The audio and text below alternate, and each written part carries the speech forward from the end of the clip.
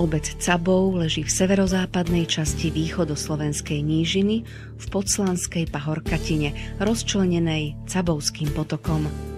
Podľa najnovších výskumov predpokladáme, že najstaršia písomná zmienka o obci pochádza z roku 1405. Pôvodne sa obyvatelia Cabova venovali lesníctvu, poľnohospodárstvu a pastierstvu.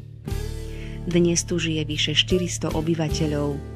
Sakrálnou dominantou Cabova je grécko-katolícka cirkev.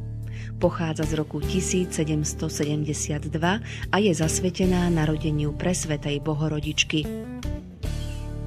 Terajšiemu chrámu predchádzal drevený, o ktorom existujú historické záznamy.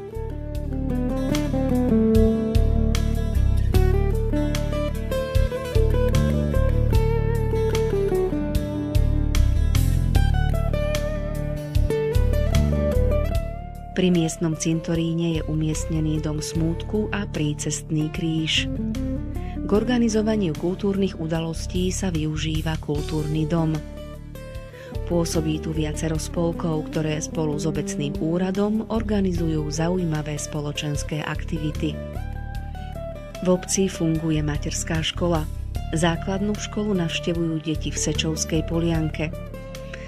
V oblasti športu sa dokončuje všešportový a relaxačný areál.